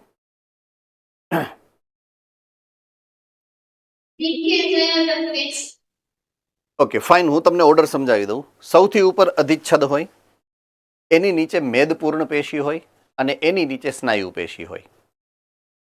આ ત્રણ સ્તરમાં પહેલું સ્તર અધિચ્છદ, બીજું સ્તર મેદપૂર્ણ પેશી, ત્રીજું સ્તર સ્નાયુ પેશી. આ બેયની વચ્ચે, પહેલું અને બીજા સ્તરની વચ્ચે પણ તંતુ ઘટક પેશી હોય અને બીજા અને ત્રીજાની વચ્ચે પણ તંતુ ઘટક પેશી હોય. તંતુ ઘટક પેશી ક્યાંય ન હોય અથવા તો સંયોજક પેશી ક્યાંય ન હોય ને એવી કોઈ જગ્યા જ નથી. એટલે બધે એ તો હોય જ, કારણ કે એ બે જોડવાનું કામ કરે છે. નહીતર તો બધું છૂટું રખડતું હોય. આમ ચીટીઓ ભરું તો ઉપરની ચામડી આમ ખેંચાઈ જાય. એ શું કામ નથી ખેંચાતી? તંતુ ઘટક પેશીએ જોડીને રાખ્યું છે. કોને કોને જોડીને રાખ્યું છે? તો કે બહારની અધિચ્છદ અને એની નીચે આવેલું મેદપૂર્ણ પેશીનું જે સ્તર છે એ બેયની વચ્ચે તંતુ ઘટક હોય જ. મેદપૂર્ણ અને સ્નાયુની વચ્ચે પણ તંતુ ઘટક પેશી હોય ને હોય જ, કારણ કે એ જોડવાનું કામ કરશે. બરાબર છે? બધાને યાદ રહી ગયું છે? થમ્સઅપ કરજો. તો કદાચ કોઈ પૂછે તો સૌથી બહારનું લેયર આપણી પેશીમાં છે ચામડીનું, એટલે કે અધિચ્છદનું. એની નીચે હોય ઓલું કુશનવાળું એટલે ચરબીનું અસ્તર, મેદપૂર્ણ પેશી. અને એની નીચેનું સ્તર છે ને એને શું કહેવાય? સ્નાયુ સ્તર. શું કહેવાય? સ્નાયુ સ્તર. અને પછી આવે હાડકા, અસ્થિ. તો આ રીતે યાદ રાખવાનું છે તમારે. બરાબર છે? ઓકે, હવે ખૂણાઓ ઉપર ખૂબ જ વધારે સ્થૂલન ધરાવતા કોષોથી બને એટલે સ્થૂલ કોણક. મેં જે તમને અહીંયા સમજાયું ને, ખૂણામાં સ્થૂલન થાય. સેલ્યુલોઝ, હેમિસેલ્યુલોઝ અને પેક્ટિન, આ 3 પ્રકારના પદાર્થોથી બને. આ ખાસ યાદ રાખવાનું છે કે એક શેની બનેલી છે એમ. દ્વિતીયક જે પેશી થાય, સ્થૂલન થાય, અને દ્વિતીયક કોષ દિવાલ જે બને ને, દ્વિતીયક કોષ દિવાલ એ શેની બને? સેલ્યુલોઝ, હેમિસેલ્યુલોઝ અને પેક્ટિન, આ 3 પદાર્થથી બને. એટલે આ પેશીની અંદર આ 3 પ્રકારના પદાર્થો કોષ દિવાલમાં જોવા મળે. કોષ દિવાલમાં આ કોષ દિવાલના ઘટક છે. સેલ્યુલોઝ, હેમિસેલ્યુલોઝ અને પેક્ટિન. એમાં સેલ્યુલોઝ પ્રાથમિક કોષ દિવાલનો ઘટક છે પોતે જ, કારણ કે પ્રાથમિક કોષ દિવાલ બધે છે જ. જો આ હું લીટી કરું ને, આ એ પ્રાથમિક કોષ દિવાલ છે અને એ સેલ્યુલોઝની છે. પણ આ જે વચ્ચેના ખૂણાના સ્થૂલન થયા, એ ખૂણાના સ્થૂલન શેનાથી થશે? કાં તો હેમિસેલ્યુલોઝથી થશે, કાં તો પેક્ટિનથી થશે. એટલે આ 3 પ્રકારના પદાર્થો એના કોષ દિવાલના બંધારણમાં તમને જોવા મળશે. Thums up. Okay, good. Alright. હવે સ્થૂલ કોણક કોષોની લાક્ષણિકતા. તો કે સ્થૂલ કોણક કોષો કેવા હોઈ શકે? અંડાકાર હોય, વર્તુળાકાર પણ હોય અને અમુક વખતે બહુકોણીય પણ હોય. જેવી જરૂરિયાત હશે જે તે પેશીની, એ પ્રકારના એ કોષો બનાવે. ઘણી વખત હરિત કણ ધરાવતા હોય, જરૂરિયાત પડે એમ. મેં એવું કીધું હતું ને, બરાબર? તો ઘણીવાર વનસ્પતિ એવી છે કે જે પ્રકાશ સંશ્લેષણ કરતા કોષો છે એને યાંત્રિક આધારની જરૂર પડે, તો એમાં પણ દ્વિતીયક સ્થૂલન થઈ શકે. તો ક્યારેક હરિત કણ ધરાવતા પણ હોઈ શકે છે. આંતરકોષીય અવકાશ એની અંદર ગેરહાજર છે. જુઓ અહીંયા તમે જોશો ને, તો આ જે કોષની સંરચનાઓ છે એમાં આ 1, 2, 3, 4 કોષોની વચ્ચે જો આ જગ્યા છે જ નહીં ક્યાંય. આ 2, 3 કોષોની વચ્ચેનો જે જગ્યા છે અહીંયા અવકાશ નથી. એટલે એને કહેવાય આંતરકોષીય અવકાશ, જે આની અંદર હોતો નથી. જુઓ હવે આની પહેલાની પેશીની વાત કરું, તમે જોશો, જો આ 2, 3 કોષોની વચ્ચે, જો અહીંયા આ 3 કોષોની વચ્ચે શું કહેવાય એને? આંતરકોષીય અવકાશ. તો એ એક ખાસ મુદ્દો યાદ રાખવાનો. મૃદુતક પેશી મોટા ભાગે આંતરકોષીય અવકાશ ધરાવે છે. ફરીથી એકવાર રિપીટ કરું, મૃદુતક પેશીની અંદર આંતરકોષીય અવકાશ હોય છે. સ્થૂલ કોણકમાં ન હોય અને દ્રઢોતકમાં પણ ન હોય. આ એક અગત્યનો ડિફરન્સ, તફાવત છે જે તમારે યાદ રાખવાનો છે. ઓકે, આંતરકોષીય અવકાશ એની અંદર ગેરહાજર છે. કુમળા એટલે કે તરુણ પ્રકાંડ અને પર્ણના પર્ણદંડ જેવા વનસ્પતિના વિકાસ પામતા ભાગને યાંત્રિક વૃદ્ધિ આપે છે. એ આપણે વાત કરી હતી જ્યારે મેં તમને સૌથી પહેલી વાર આની પહેલાના લેક્ચરમાં સમજાવ્યું હતું ત્યારે, કે પર્ણદંડમાં મેં કેવું કે પર્ણ ફલકની અંદર કોણ હોય? મૃદુતક પેશી. પર્ણદંડની અંદર કોણ હોય? આ સ્થૂલ કોણક પેશી. બરાબર છે? એટલે તરુણ પ્રકાંડ હોય, જે પ્રકાંડ સાવ હજી નાજુક છે, નમણું છે, નવું બનેલું છે, હજી વૃદ્ધિ પામી અને પ્રાથમિક વૃદ્ધિ પૂરી નથી કરી, તો ત્યારનું પ્રકાંડ છે એમાં મોટા ભાગે સ્થૂલ કોણક પેશી જોવા મળતી હોય છે. પછી કાષ્ઠમય બની જાય પછી એ રૂપાંતરિત થઈ જાય છે. કાષ્ઠમય એટલે કેવી થઈ ગઈ? દ્રઢોતક પેશી. બરાબર છે? તો તરુણ પ્રકાંડમાં જોવા મળે સ્થૂલ કોણક, પણ કાષ્ઠમય બની જાય દ્વિતીયક વૃદ્ધિ દરમિયાન, તો એ હવે તૃતીયક કોષ દિવાલ ધરાવતા અને દ્રઢોતક કોષો બની જશે. તો ત્રીજા નંબરની જે સરળ પેશી છે એનું નામ છે દ્રઢોતક પેશી. અગેઇન ફરીથી આનું નામ એની લાક્ષણિકતા આધારે પડેલું છે. લાક્ષણિકતા શું? દ્રઢ. દ્રઢ એટલે સખત, કડક. તો વનસ્પતિનો જે ભાગ તમને અડતા સખત લાગે, કડક લાગે, એ બધા ભાગની અંદર આ પેશી આવેલી હોય, દ્રઢોતક પેશી. તો દ્રઢ ભાગ બનાવે એટલે એને દ્રઢોતક પેશી કીધું છે. દાખલા તરીકે નાળિયેરની કાચરી, મેં ઉદાહરણ તમને આપ્યું હતું. પછી છોલો એટલે જે છોયતરા નીકળે રેસાના, તો એ રેસાના જે ભાગ છે એ પણ આ દ્રઢોતક પેશી ધરાવતા હોય છે. બરાબર છે? પછી ઘણા ફળ હોય, એના ફળની બારે ફલાવરણ હોય. દાખલા તરીકે કાષ્ઠમય ફલાવરણ કોનું હોય? તો કે કેરીના ગોટલામાં. યાદ આવ્યું? પછી નાળિયેરની કાચરી, પછી એવું એક યાદ આવે છે, અખરોટ. અખરોટની ઉપર અખરોટનું ફળ છે તો એને તમારે તોડીને અખરોટ કાઢવું પડે ને બહાર, ત્યારે તમે ખાઈ શકો. એવું બીજું ઉદાહરણ રાજકોટ. બદામ, પિસ્તા. યસ. ઘણી વખત બીજની ફરતે હોય, બીજની ફરતે બીજાવરણ. દાખલા તરીકે જામફળ તમે ખાઓ ને, જામફળના બી, જે તમને જોવા મળે છે એ પણ આ જ પ્રકારના દ્રઢોતક પેશી જે છે એ ધરાવતા હોય છે. બરાબર છે.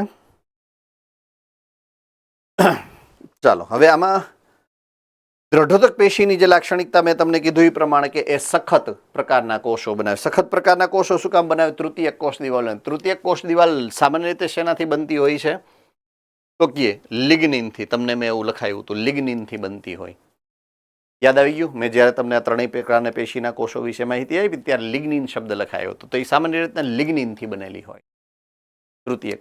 અને જ્યારે તમે આડછેદ લ્યો ને એ કોષોનો, તો આ વચ્ચેની ખાલી જગ્યા છે, વચ્ચેની ખાલી જગ્યા, બરાબર છે, આ બહારનું આવરણ છે. એ બેયની વચ્ચે જો કોષ દિવાલ કેવડી થઈ ગઈ, આમ જુઓ કોષ દિવાલ તો જુઓ કેટલી જાડી છે, આટલી જાડી કોષ દિવાલ છે, આટલી જાડી કોષ દિવાલ, એટલું સ્થૂલન થઈ જાય અને આખી ફરતે સ્થૂલન થઈ જાય. એટલે કોઈ પદાર્થ અંદર બહાર જઈ શકે એવી કોઈ પોસિબિલિટી જ નથી. એટલે આ કોષ કેવો થઈ જાય ખબર છે? મૃત. જીવંત કોષ હોય તો એને ચયાપચય કરવું પડે. ચયાપચય કરવું છે તો પદાર્થોની આપ-લે કરવી પડે. પદાર્થોની આપ-લે કરવી હોય તો એની ફરતેનું સ્તર માપનું હોય. તમારે તરીને એક કાંઠેથી બીજા કાંઠે જવું હોય ને તો નદીમાં જઈ શકો, દરિયામાં ન જઈ શકો.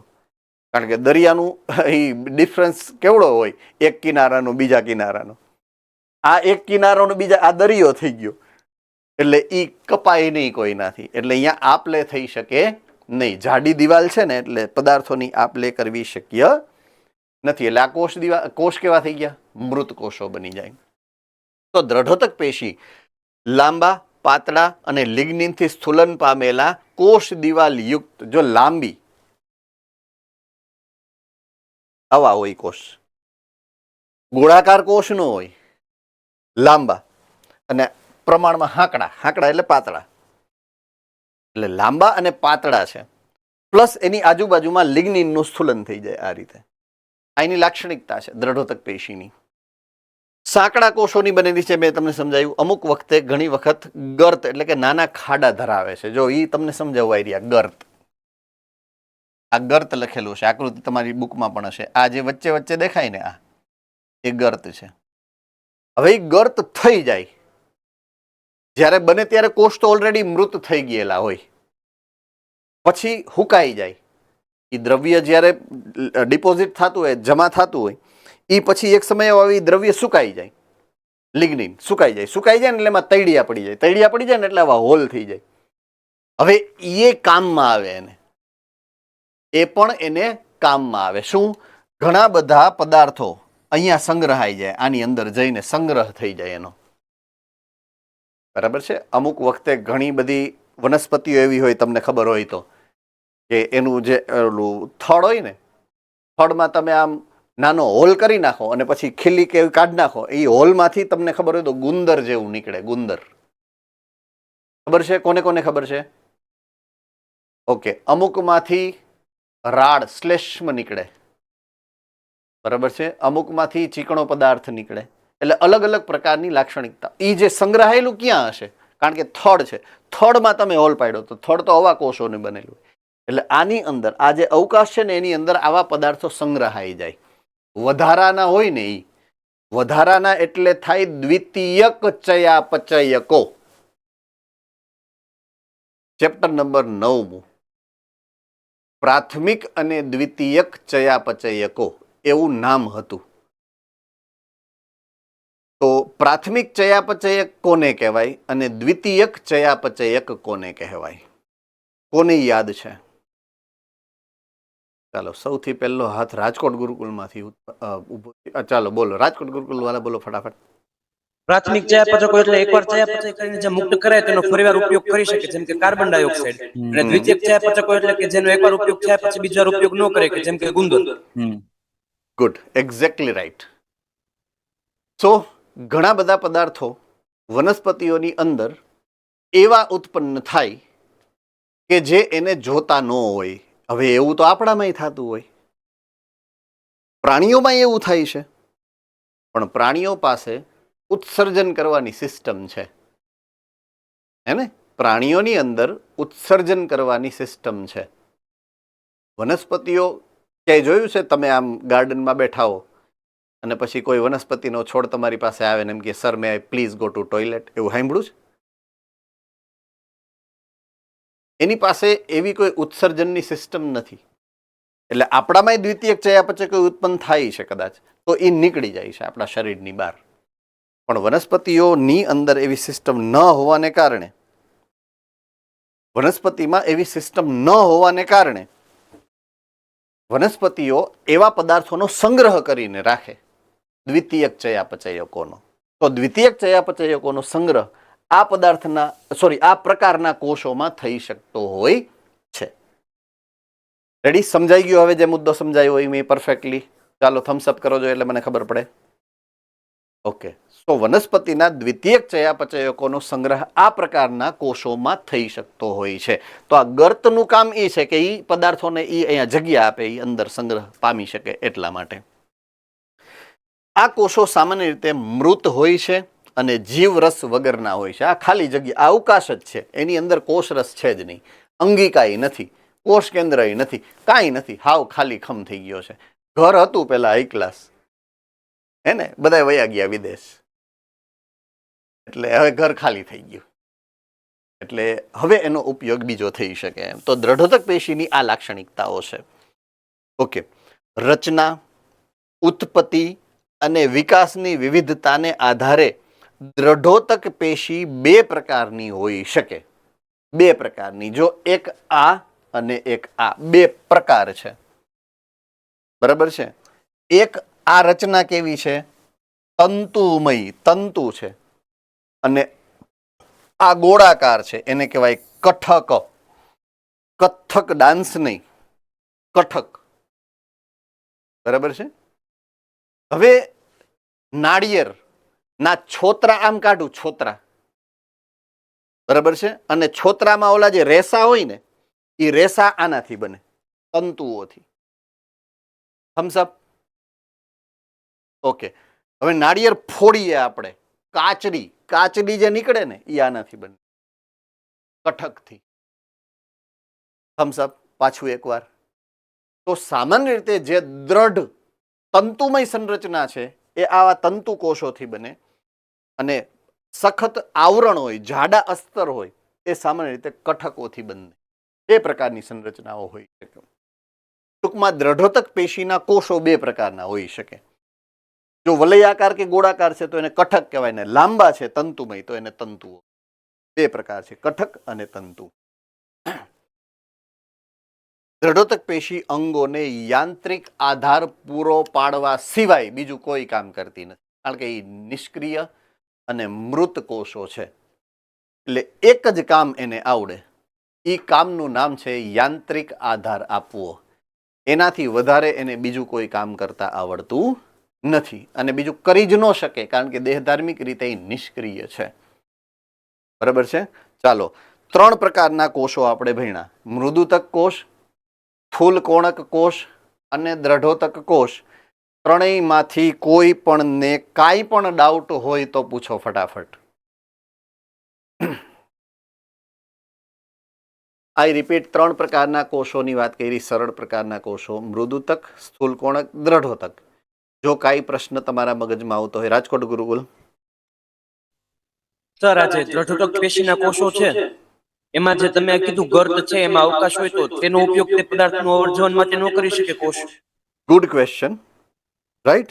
પણ મેં એક વસ્તુ સમજાવી સરસ મજાની, કે જ્યારે દાખલા તરીકે કોઈ એક કોષ છે, બરાબર છે, એ કોષ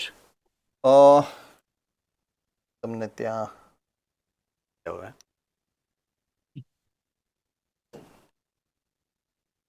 આ એક કોષ છે, આ છે વર્ધમાન પેશીનો કોષ. હવે એની જરૂરિયાત પડી એટલે કોષ વિભાજન થયું, વિભાજન થયા એટલે ફરજિયાત વિભેદન થાય જ. એટલે એણે શું કર્યું, એ થોડોક ફેરફાર થઈ ગયો. મેં તમને આ રીતના સમજાવ્યું હતું, અને એને બહારની જે કોષ દિવાલ છે ને એ એમનેમ રાખી જેવી હતી એવી, સેલ્યુલોઝની. અંદર થોડોક રચના અને કાર્યની દ્રષ્ટિએ ફેરફાર કર્યો, એટલે આ બન્યો મૃદુતક કોષ. હવે એની જરૂરિયાત એવી બની કે એને હજી વધારે યાંત્રિક મજબૂતાઈ આપવી છે, એટલે એને શું કર્યું, આમાં ને આમાં આ જ પ્રકારના કોષમાં, એટલે જેમ છે એમ પેલા દોરી નાખું. આ કોષ છે. આ કોષની અંદર એને વધારાનું સ્થૂલન કર્યું, બીજી વખત આ ઉમેર્યું, એટલે દ્વિતીયક કોષ દિવાલ બનાવી. આ સ્થૂલન એટલે હવે બની ગયું આ સ્થૂલ કોણક પેશી. બરાબર છે. આ સ્થૂલ કોણક પેશી બની છે.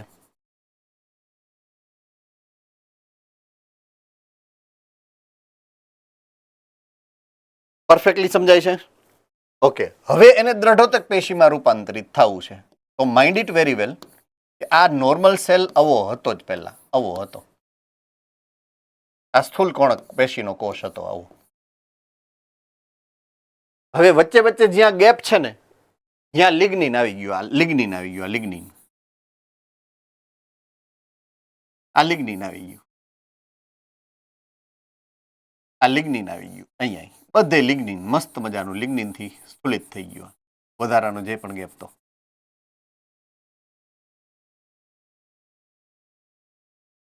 એ જે લિગ્નિન આવ્યું જે તે સમયે બનતું હોય ત્યારે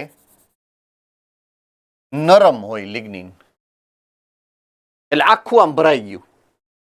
હવે એ ભરાઈ ગયું ને એટલે અવાહક બની ગયું. અવાહક બની ગયું એટલે પૂરું થઈ ગયું, કોષ ગુજરી ગયો. આ સમયે કોષનું મૃત્યુ થાય. આ સમયે કોષનું મૃત્યુ થાય. રાજકોટ ગુરુકુલ પરફેક્ટલી સમજાય છે? ઓકે. હજી આ લેયર જાડું થતું જાય, આમ અંદરની બાજુએ વધતું જાય, અંદરની બાજુ. હવે આટલું જ પોલાણ રહ્યું વચ્ચેનું, ત્યાં સુધી આ સ્થૂલન થયું. હજી આ લિગ્નિન થોડુંક નરમ છે, હજી તાજું તાજું બન્યું છે ને, એટલે પછી આ લિગ્નિન સુકાય. પછી શું થાય? લિગ્નિન સુકાય. લિગ્નિન સુકાય ને પછી એમાં ઓલા તૈડિયા પડે. રેડી? તો તૈડિયા પછી પડે છે, પેલા નથી પડતા. અને કોષ મૃત્યુ પેલા પામી ગયું હોય ઓલરેડી. આપણે કેમ શું કહેવાય, ચીકી હોય ને, ચીકી આપણે હમણાં શિયાળો આવશે ધીમે ધીમે, આપણે ઘરમાં ચીકી બનાવી હોય એટલે ગોળને પેલા ઓગાળે. ગોળ ઓગળે પછી એમાં ઓલું સિંગ કે તલ કે જે તમે જેનાથી ચીકી બનાવી હોય નાખો ને પછી ઢાળી દો એને. તો પેલા ગોળ કેવો હોય? નરમ હોય. અને પછી એ ગોળ જામી જાય પછી કેવો સખત થઈ જાય કે નહીં? એમ પેલા જ્યારે બન્યું હોય ને ત્યારે પ્રમાણમાં થોડુંક નરમ હોય, પછી જામી જાય. જામી જાય ને પછી એની ઉપર તૈડિયા પડે. અને ઈ ઓલા તંતુઓની વાત હતી એમ. અને એમાંથી પછી કોષ ઓલરેડી મૃત્યુ પામી ગયો છે, એટલે અંદર તમે ગમે એ નાખો એનાથી કોઈ ફેર ન પડે. એટલે દ્વિતીયક ચયાપચયકો એની અંદર રાખી દે. એ રીતના આખી વાત છે એને. બરાબર છે? પરફેક્ટલી સમજાઈ ગયું છે? All right. ચાલો બીજો કોઈ ક્વેશ્ચન આ રિલેટેડ? ફાઇન. Hello sir. હા હા બેટા, કયું સેન્ટર છે? Surendranagar. Porbandar centre. Okay. Surendranagar. Surendranagar. Okay. બોલો બેટા. સર મોકનો એક ક્વેશ્ચન છે. મોકનો એક ક્વેશ્ચન છે. ઓકે, બોલો. અચક્રીય ફોસ્ફોરાયલેશનમાં pH1 માંથી મુક્ત થતા ઇલેક્ટ્રોન કોના દ્વારા સ્વીકારવામાં આવે છે? એનએડીપી. બેટા એક કામ કરજો. મને છે ને એ ક્વેશ્ચન મોકલી દેજો. બેટરી છે, ફોટો પાડી અને તમારા સેન્ટર એડમિનને કહેજો મને મોકલી દે, હું સોલ્વ કરીને મોકલી. કારણ કે આમાં મને સમજાતું નથી અને ખોટો ગોટે ચડીશ હું તમે બંને. રાઈટ? સો મને મોકલી આપજો ફોન ઉપર અને હું સોલ્વ કરી દઈશ પ્લીઝ. ઓકે. હા બોલો. સર સ્થૂળ કોણક પેશીમાંથી હરિત કણ હોય. સ્થૂળ કોણક પેશીમાંથી હરિત કણ. સમજી ગયો. હા. ખોરાકનું પરિપાચન કરવામાં કેવી રીતના ઉપયોગી? ઓકે. સારો ક્વેશ્ચન પૂછ્યો. અને પેલા એના માટે પરિપાચનનું અર્થઘટન કરીએ આપણે. બરાબર? શબ્દ છે પરિપાચન. હું ફરી પાછો જ્યાં હતો ત્યાં આવી જાઉં.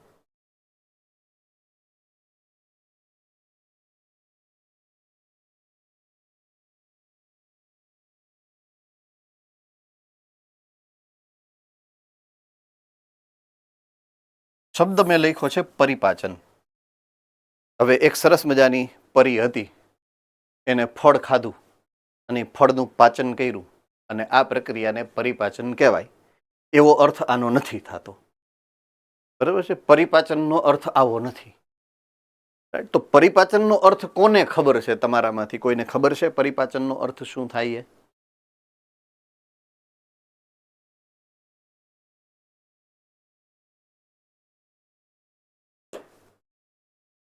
ઓકે, નો પ્રોબ્લેમ, હું સમજાવી દઉં છું, કોઈ ચિંતા નથી, મારું કામ જ ઈ છે.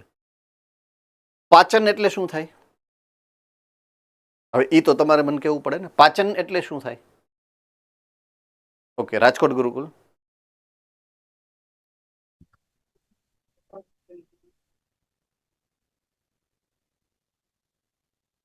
કોઈ પણ પદાર્થનું બંધ તોડીને તેનું વિઘટન કરવું. Okay, Ahmedabad centre. જટિલ પદાર્થનું સરળ પદાર્થમાં રૂપાંતર. ઓકે, જે યસ, જટિલ ખોરાકના દ્રવ્યો છે એને તમે તોડો છો અને સરળ અને શોષી શકાય તેવા ઘટકોમાં રૂપાંતરણ કરો છો, અથવા તો રાજકોટ ગુરુકુલમાંથી જવાબ આવ્યો એ પ્રમાણે વિઘટન કરો છો, તમે તોડો છો, તો એને આપણે પાચન એવું નામ આપ્યું છે. ઓકે, હવે હું એ વ્યાખ્યાને આગળ વધારું છું. યસ, અમદાવાદ સેન્ટર કોઈ? Okay, fine. હા,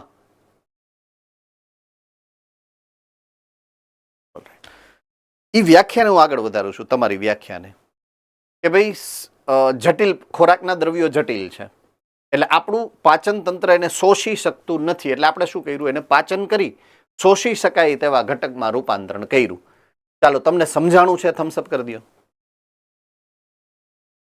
ઓકે, હવે આપણા પાચન માર્ગમાં ખાસ કરીને નાના આંતરડાના મધ્યાંત્ર અને શેષાંત્ર એમાં શોષણ થાય, કારણ કે એની અંદરની જે સપાટી છે એ સૂક્ષ્મ રસાંકુરો ધરાવતી હોય. દેડકાના પાચન તંત્રમાં આવું ક્યાંક ભણ્યા હશો તમે. નો ભણ્યા હોય તો મારા ભાગ્ય, બીજું શું. બરાબર? તો નાના આંતરડામાં શોષણ થાય. તો શોષણ થશે. કાર્બોદિત, કયા પ્રકારના કાર્બોદિતનું શોષણ થાય?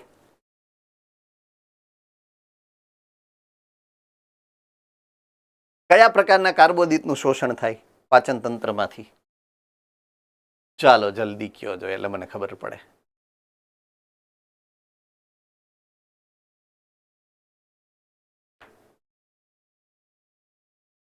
ઓકે, તમે જે ખાધું ને ખોરાક, દાખલા તરીકે ચોખા, ભાત ખાધા, રોટલી, તો એમાં જટિલ કાર્બોદિત છે જેનું નામ સ્ટાર્ચ છે.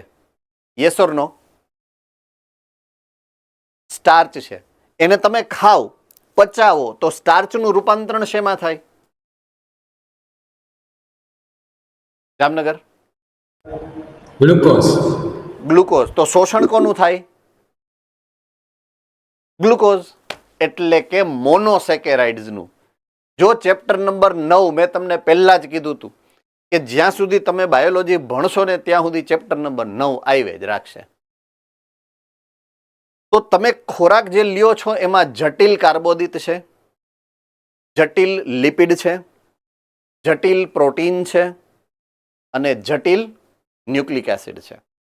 પાચન તંત્ર આપણું એને સરળ કાર્બોદિતમાં, સરળ લિપિડમાં, સરળ પ્રોટીનમાં અને સરળ ન્યુક્લિયોટાઇડમાં ફેરવી નાખે. એટલે કાર્બોદિતને તોડો, પોલીસેકેરાઇડ એને તોડો એટલે મોનોસેકેરાઇડ બને. શોષણ મોનોસેકેરાઇડનું થાય. લિપિડમાં ગ્લિસરોલનું કે ફેટી એસિડનું શોષણ થાય. પ્રોટીનમાં એમિનો એસિડનું શોષણ થાય. Point to be noted. અને ન્યુક્લિક એસિડના ન્યુક્લિયોટાઇડ એટલે કે નાઇટ્રોજન બેઝનું શોષણ થાય. સમજાઈ ગયું? Yes or no? Thumbs up. શોષણ થાય એટલે રુધિરની અંદર જે ગયું ને એ આ 4 પદાર્થો ગયા: મોનોસેકેરાઇડ, ગ્લિસરોલ કે ફેટી એસિડ, એમિનો એસિડ કે નાઇટ્રોજન બેઝ ગયા. હવે આપણા રુધિરમાં એ બધાયનું શું થાય? તમારે કામ કોનું છે? કામ કોનું છે? પોલીસેકેરાઇડનું કામ છે, તમારે લિપિડનું કામ છે, તમારે પ્રોટીનનું કામ છે, તમારે ન્યુક્લિક એસિડનું કામ છે. તમારે એના મોનોમરનું કામ નથી, તમારે તો એના પોલિમરનું કામ છે. પોઈન્ટ સમજાય છે? મારો પ્રશ્ન સમજાણો છે? હેન્ડ રેઝ કરો જોઈએ. તો હવે તમારા બોડીની અંદર તમારા કોષો શું કરશે? એ બધાય મોનોમરનું એકત્રીકરણ કરે. અને મોનોમરમાંથી પાછું પોલિમર બનાવે. સમજાય છે કે નહીં હું જે કહું છું એ? હા કે ના? બસ એને પરિપાચન કહેવાય. એને શું કહેવાય? પરિપાચન. ઊંધું પરિવર્તિત, ઊંધું કર્યું, ઊંધું પાચન. પેલા આપણે તોડ્યું, હવે આપણે જોડ્યું, એટલે રૂપાંતરણ કર્યું. રૂપાંતરણ કરવાની જે પ્રક્રિયા છે ને, બરાબર છે, કે સૂક્ષ્મ દ્રવ્યોનું જટિલ દ્રવ્યોમાં રૂપાંતરણ કર્યું, એને પરિપાચન કહેવાનું છે. કોષની અંદર બનતી, આપણા કોષોની અંદર, પ્રાણીઓની અંદર બનતી ઘટના છે પરિપાચન. બરાબર છે. હવે એનો મતલબ એવો નથી કે વનસ્પતિમાં ન બને. વનસ્પતિનું ઉદાહરણ સમજાવું તમને. તમે પ્રકાશ સંશ્લેષણમાં ઓલરેડી ભણી ગયા છો. પ્રકાશ સંશ્લેષણમાં મધ્યપર્ણ પેશીના કોષો પ્રકાશ સંશ્લેષણ દ્વારા ગ્લુકોઝ બનાવે. આ ગ્લુકોઝનું રૂપાંતરણ થાય કોઈ એક વિશિષ્ટ ડાયસેકેરાઇડમાં. એનું નામ શું છે? લઈ લ્યો. હવે મારે શું કરવું? તમારું નોન રિડ્યુસિંગ શર્કરા, ગુરુકુલ.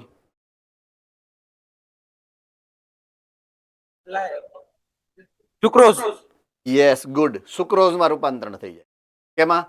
મધ્યપર્ણ પેશીના કોષોમાં. તો આ પરિપાચન થઈ ગયું. આ સુક્રોઝમાંથી વહન થાય, સુક્રોઝનું વહન થાય, સુક્રોઝનું વહન થાય મધ્યપર્ણ પેશીના કોષમાંથી અન્નવાહક પેશીમાં, અને પછી જે તે સમયે સંગ્રહ કરવા માટે જાય અને કા વપરાય. જો વપરાય તો ગ્લુકોઝ બની જાય, અને સંગ્રહ થાય તો સ્ટાર્ચ બને. તો એ પરિપાચન થયું. યસ, રાજકોટ ગુરુકુલ. તો સર, આપણે જે C4 વનસ્પતિ હોય એમાં મેલિક એસિડ નું એસ્પાર્ટિક એસિડ બનીને જ્યારે વહન થાય અને પાછું મેલિક એસિડ બને તો એને પરિપાચન કહેવાય કે ન કહેવાય? નહીં, પરિપાચન સંગ્રાહક હોય. ઓકે. યાદ રાખવાનું, પરિપાચન છે ને સંગ્રાહક છે. ઓલું સંગ્રહ નથી થતો. ગ્લુકોઝ અલ્ટિમેટલી ગ્લુકોઝ બનાવવાની જ વાત છે.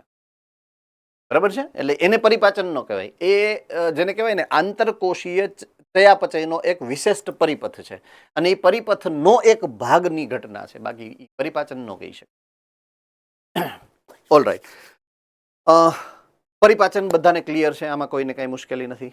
જો આવા શબ્દો નાના નાના છે, નાગના બચ્ચા જેવા છે, ગમે ત્યારે ડંખ મારી લે, તમારા 4 માર્ક સીધા વયા જાય. શબ્દ એક નાનો એવો છે, એનો અર્થ બહુ મોટો છે, અને આવા નાના નાના અર્થ જ્યાં જ્યાં મને સાંભળવા મળશે અહીંયા હું તમને પાછું તરત. ઓકે, ક્વેશ્ચન કોનો હતો પરિપાચન વાળો? આઈ થિંક સુરેન્દ્રનગર સેન્ટરનો હતો, રાઈટ? ઓકે, મોરબીનો હતો. સો તમને સમજાઈ ગયું છે પ્રોપરલી તમારા પ્રશ્નનો જવાબ?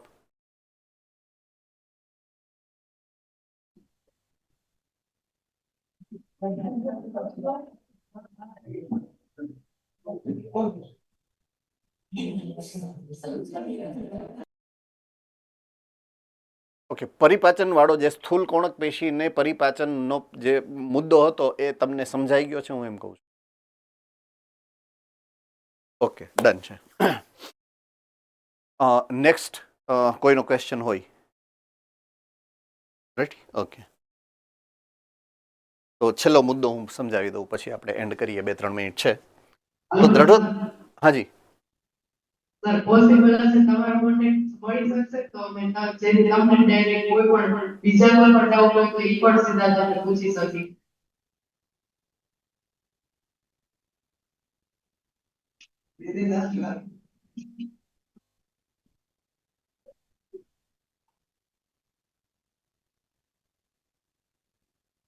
Thank you.